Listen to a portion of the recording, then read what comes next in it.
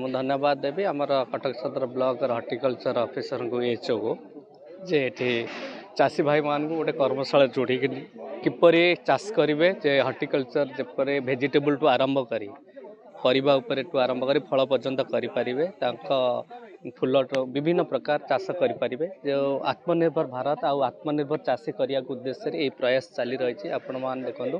ଯେ ଚାଷୀମାନଙ୍କୁ ସେତିକି ନଲେଜେବୁଲ୍ ହେବା ଦରକାର ଏଜୁକେଟେଡ଼ କରିବାକୁ ପଡ଼ିବା ଦରକାର କାହିଁକି ନା ଚାଷୀଟି ଗଛଟି ଲଗେଇଲା ତା ବିଷୟରେ ଟୋଟାଲ ଜାଣିବା ଦରକାର କେଉଁ ଟାଇମ୍ରେ କ'ଣ ମେଡ଼ିସିନ ଦରକାର କ'ଣ ପ୍ରିଭେନ୍ସନ୍ ଦରକାର କ'ଣ ଫର୍ଟିଲାଇଜର ଦରକାର କି ଫର୍ଟିଲାଇଜର ବିନା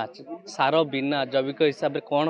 କିପରି ଚାଷ କରିବା ଦରକାର ଆଉ କେତେ ପ୍ରଡକ୍ସନ୍ ହେଇପାରିବ କେଉଁ ଶୈଳୀରେ କ'ଣ ଚାଷ ହେବା ଦରକାର ସେ ନଲେଜ ହେବା ଆଉ ବିଭିନ୍ନ ପ୍ରକାର ସ୍କିମ୍ ମଧ୍ୟ ଅଛି ଗଭର୍ଣ୍ଣମେଣ୍ଟ ସବସିଡି ସ୍କିମ୍ ଅଛି ଲୋକମାନେ ଜାଣିପାରୁନାହାନ୍ତି କ'ଣ ସ୍କିମ୍ ସବୁ ନେବେ ସେ ଯୋଜନା ମଧ୍ୟ ଆଜି ଏହା ବିଷୟରେ ଆଗରୁ ମୋ କତିରେ ପହଞ୍ଚି ନଥିଲା ଆଜି ବି ସେ ଦାବି କରେଇଲେ ନିଶ୍ଚୟ ଆଗାମୀ ଦିନରେ ଯାହା ବି ଦାବି ହେବ କରାଯିବ। ମୁଁ ଶ୍ରୀ ରମାପ୍ରସାଦ ବିଶ୍ୱାଳ ପୂର୍ବତନ ଅଧ୍ୟକ୍ଷ ରଘୁନାଥପୁର ପଞ୍ଚାୟତ ସମିତି ବର୍ତ୍ତମାନ ସଭାପତି ଆତ୍ମା କଟକ ସଦର ବ୍ଲକ। ଆମର ରାଜ୍ୟ ଯୋଜନା ଆନୁକୂଲ୍ୟରେ ଯେଉଁ ତାଲିମ ଶିବିର ହେଲା ହର୍ଟିକଲଚର ତାଲିମ ଶିବିର ସେ ଶିବିରର ଉଦ୍ଦେଶ୍ୟ ହେଉଛି ଯେ ଚାଷୀମାନଙ୍କର କେମିତି ଆୟ ଦ୍ୱିଗୁଣିତ ହେବ ଆଉ ସରକାରଙ୍କର ବିଭିନ୍ନ ଯୋଜନା ଯେଉଁ ଅଛି ସେ ଯୋଜନା ଚାଷୀଙ୍କ ନିକଟରେ କେମିତି ସୁଚାରୁ ରୂପେ ପହଞ୍ଚି ପାରିବ ଆଉ ବର୍ତ୍ତମାନ ସରକାର ମୁଖ୍ୟ ଚାଷୀମାନଙ୍କର କେମିତି ଇଣ୍ଟିଗ୍ରେଟେଡ୍ ଫାର୍ମିଂ ହେଇପାରିବ ସେଥିପାଇଁ ସେ ଇଣ୍ଟିଗ୍ରେଟେଡ୍ ଫାର୍ମିଂରେ ତା ଦେହରେ ଏଗ୍ରିକଲଚର ଅଛି ଭେଟେନାରୀ ଅଛି ହର୍ଟିକଲଚର ଅଛି ତା ଉଦ୍ଦେଶ୍ୟ ହେଉଛି ପ୍ରତ୍ୟେକ ଚାଷୀ ଯେମିତି ଇଣ୍ଟିଗ୍ରେଟେଡ୍ ଫାର୍ମିଂରେ ଉପକୃତ ହେଇପାରିବେ ଆଉ କଟକ ସଦରର ଏଗ୍ରିକଲଚର ଡିପାର୍ଟମେଣ୍ଟ ସବୁବେଳେ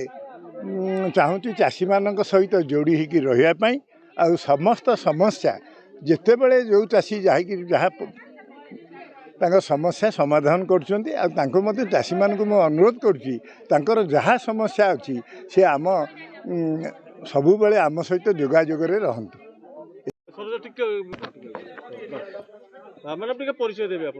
ମୋ ନାଁ ପଦ୍ମିନୀ ବଳ सहकारी उद्यान कृषि अधिकारी कटक सदर कैपेसिटी बिल्डिंग आ वर्कशॉप रखा ट्रेनिंग रखाई चाषी मान 100 चाषी मान ट्रेनिंग प्रोग्राम आयोजन कराइला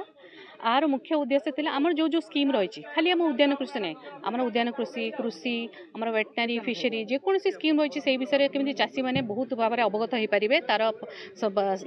लाभ उठे पारे आउ ता छड़ा आउ कौन टेक्निकल नुआ जिनिस आम कृषि को आसूची आम जो कहती फार्म टू फील्ड आम जहाँ फार्म रे आमर फील्ड फार्म रे आमर लैबोरेटरी होची से गुड़ा केमती चाषी मैंने जानतु नुआ नुआ टेक्नोलोजी ता साहाय्य से उत्पादन बढ़ेबे सेटा आमर मुख्य लक्ष्य आज कार्यक्रम